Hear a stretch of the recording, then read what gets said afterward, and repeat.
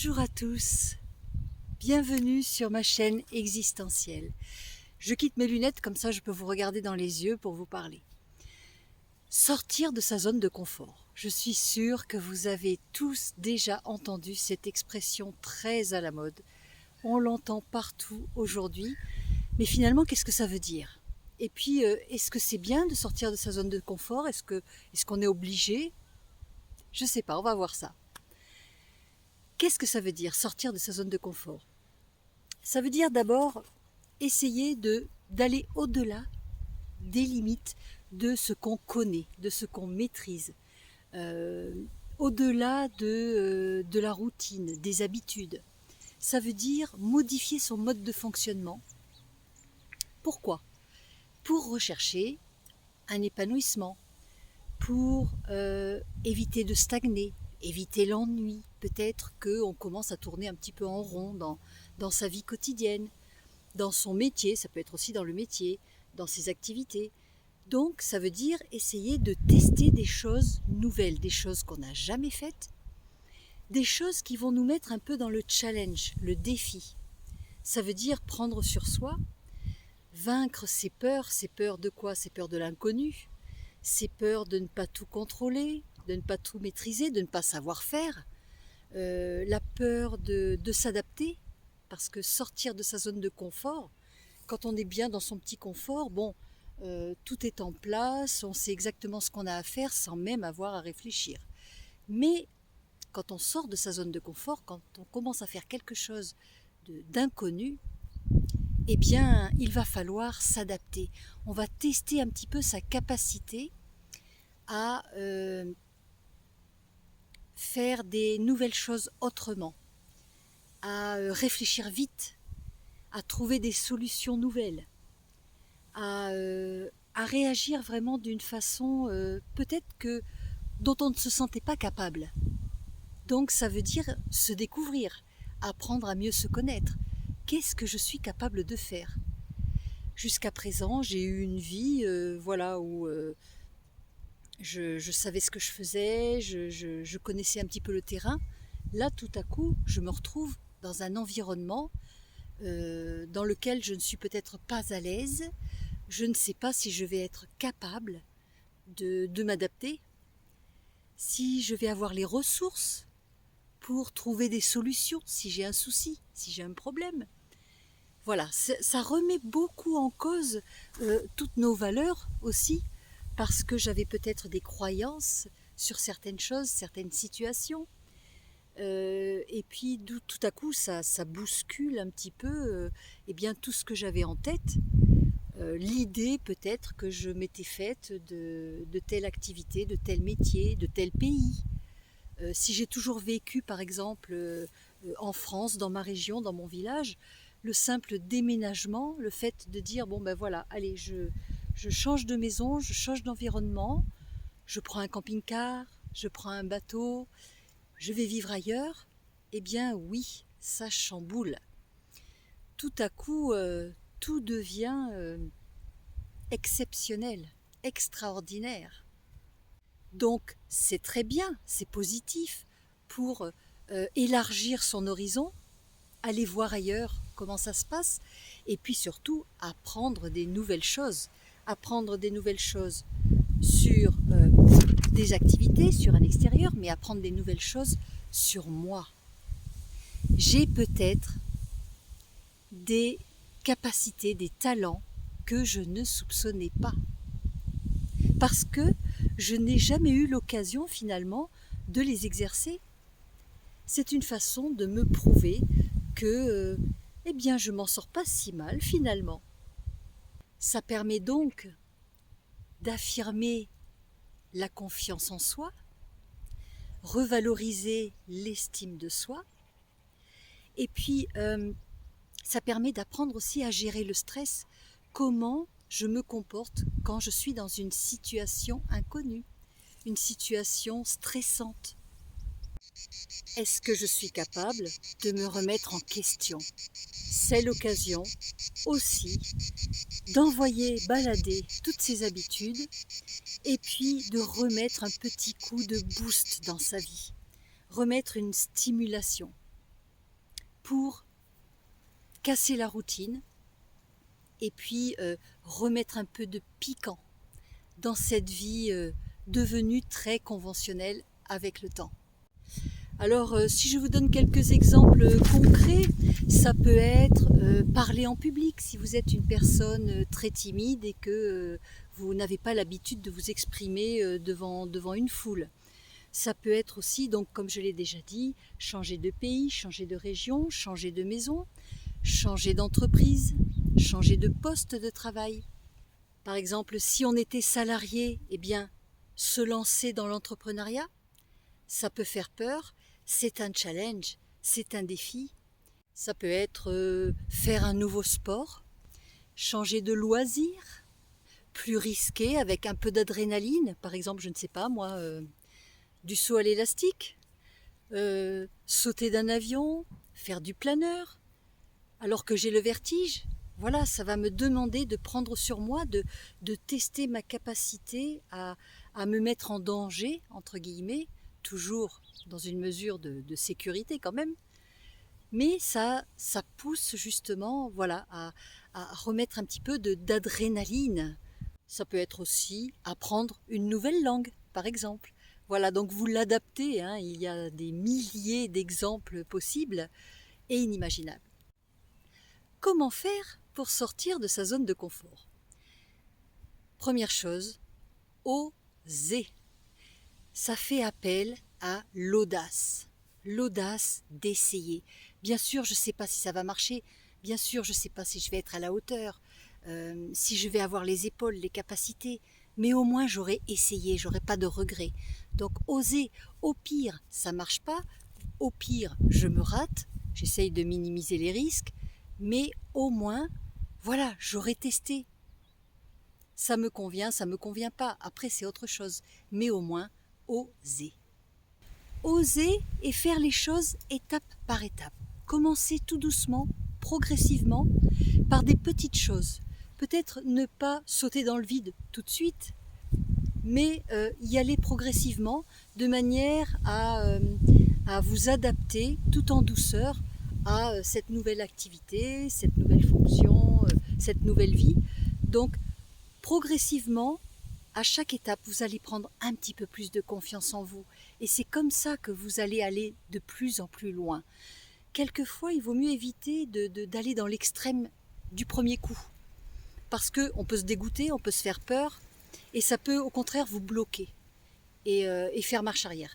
Donc le mieux, c'est d'essayer par des petites choses, progressivement. J'essaye une petite activité.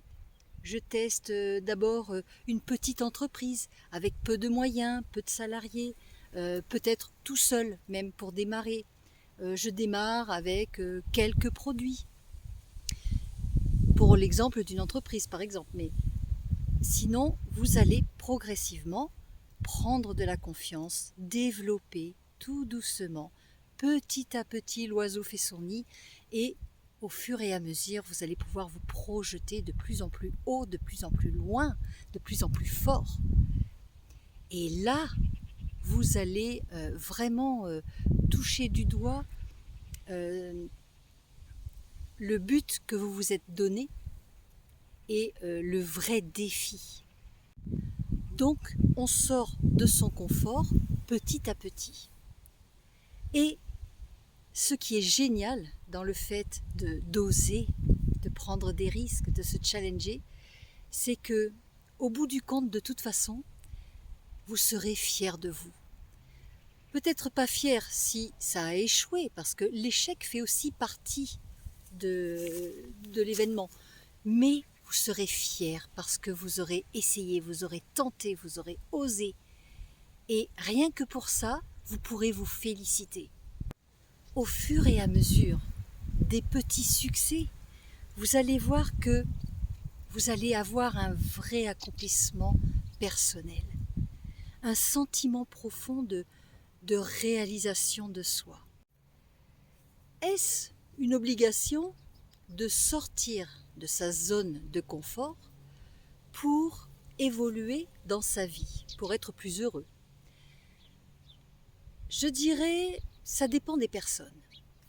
Si vous êtes profondément heureux dans votre vie telle qu'elle est, il n'y a aucune obligation, vous n'avez pas à vous mettre la pression. Oui, on entend beaucoup en développement personnel l'idée que la vie doit être trépidante, doit être extraordinaire, doit être instagrammable, comme on dit, sur les réseaux sociaux, parce que on montre tellement de gens qui font des choses incroyables sur Internet que on peut se dire, ben moi ma vie, elle est plan-plan, elle est ennuyeuse finalement. Il faut que je fasse des choses extraordinaires moi aussi. Mais non, qu'est-ce qui vous oblige à faire ça? Le but de tout ça, c'est quoi? C'est une recherche de bonheur, de plaisir. Si vous avez déjà ce bonheur et ce plaisir là où vous êtes, si vous êtes déjà en harmonie avec votre région, votre village, votre pays, votre activité, votre métier, votre façon de vivre, pourquoi en changer? Si vous êtes heureux comme ça, et si ça fonctionne comme ça, si ça vous nourrit, si ça vous satisfait au quotidien,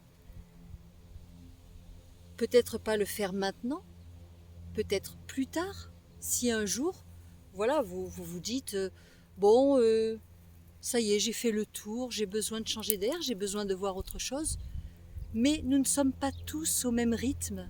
Il y a des personnes qui se satisfont d'une vie simple, qui n'ont pas forcément besoin d'adrénaline. Et puis d'autres personnes qui sont obligées pour avancer, pour se sentir toujours vivant, actif, puissant, voilà, d'avoir des carottes dans leur vie, d'avoir une motivation, d'avoir un défi. Ce qui est compliqué, c'est si vous êtes en couple et que vous n'êtes pas au même rythme. Donc s'il y en a un qui est bien comme il est, et l'autre par contre qui a envie de bouger. Alors là, il va falloir négocier. Et puis ne pas avoir l'impression d'être ringard parce qu'on vit sa petite vie tranquille, confortable chez soi et qu'on est heureux comme ça. Pourquoi est-ce qu'on serait ringard? C'est simplement que on n'a pas peur de l'ennui, on n'a pas peur du vide, parce qu'au fond c'est ça. Cherchez toujours le challenge, cherchez toujours la stimulation. Quelque part, c'est la peur de ce qui est stable. C'est la peur de l'ennui, la peur du vide. Ce sont peut-être des personnes qui ont aussi peur de se retrouver face à elles-mêmes. Et si elles n'ont pas toujours un apport extérieur pour les stimuler, eh bien, elles ne se sentent pas bien. Donc, si le fait de sortir de votre zone de confort vous permet d'être plus heureux que ce que vous n'êtes actuellement, alors là, oui, allez-y, foncez, osez. Mais si ce n'est pas le cas, que vous êtes heureux, pas de pression. Savoir être bien là où on est, c'est une grande qualité. Vous avez aussi des personnes qui voyagent dans leur tête et c'est pour ça qu'elles n'ont pas besoin d'aller voir ailleurs ce qui se passe, de prendre un avion et d'aller à l'autre bout du monde, parce qu'elles ont une telle capacité d'imagination, de rêverie, qu'elles se suffisent à elles-mêmes finalement. Elles voyagent dans leur tête et ça leur suffit. Et leur petit cocon confortable les aide justement à se transporter dans un imaginaire qui les nourrit. Donc vous voyez, sortir de sa zone de confort, ça veut tout dire et rien dire en fait, parce que ça voudrait dire que le confort c'est quelque chose de négatif, alors que non, pas du tout. Au contraire, on recherche tous le confort. D'ailleurs, le cerveau est plus créatif aussi lorsqu'il y a une certaine stabilité, lorsqu'il atteint un petit degré de confort justement. Parce que à être tout le temps dans l'inconnu, à être tout le temps dans le mouvement, on n'a jamais vraiment le temps de se poser pour créer, pour réfléchir, euh, pour vraiment percevoir les choses. On est un petit peu dans une fuite en avant, une course en avant. Je prends l'exemple, par exemple, de quelqu'un qui serait tout le temps dans le voyage, qui a la bougeotte. Même dans le voyage, il y a des moments où on a besoin de se poser un petit peu. On ne peut pas être tout le temps dans le déplacement. On a besoin aussi de recharger ses batteries. On a besoin d'un minimum de stabilité.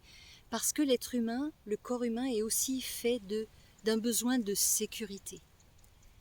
Donc, quand on est sans arrêt dans l'inconnu, dans l'adaptation, voire la suradaptation, eh bien, le corps peut fatiguer, peut s'épuiser, parce qu'il est sans arrêt obligé justement d'aller puiser dans des ressources pour combattre l'inconnu. Alors que quand on est dans la stabilité, la tranquillité, la sécurité, on peut se permettre d'imaginer, de créer des choses dans sa tête. Voilà, donc je vous laisse méditer là-dessus. Est-ce que vous avez envie de sortir de votre zone de confort ou pas? Ce n'est pas une obligation, c'est vous qui le sentez. Pas de pression sociale, même si c'est très à la mode et qu'on en parle beaucoup. Chacun a son propre rythme. Ce qui est important, c'est d'être heureux et d'aimer sa vie. Il ne s'agit pas de changer de vie juste pour faire comme les autres. Ce qui est important, c'est que ça vienne de vous. Et puis, même si on se dit, de toute façon, je n'ai pas les moyens de changer de vie, quand on veut, on trouve toujours les moyens. Même à une petite échelle, à son niveau, avec ses propres moyens. C'est une question après d'avoir envie d'oser ou pas. Est-ce que j'y vais ou pas? Peut-être se dire aussi, quand je serai vieux, si je n'ai pas réalisé ce rêve, si je n'ai pas concrétisé cette envie, eh bien, est-ce que je le regretterai ou pas? Ça, c'est la vraie question. Si vous pensez que c'est quelque chose qui n'apportera pas une valeur ajoutée supplémentaire à votre vie, à votre qualité de vie, c'est que vous n'en avez peut-être pas forcément envie ou pas forcément besoin. Je vous dis à très bientôt pour une autre question existentielle. Passez de bonnes vacances, profitez du beau soleil de l'été. Au revoir.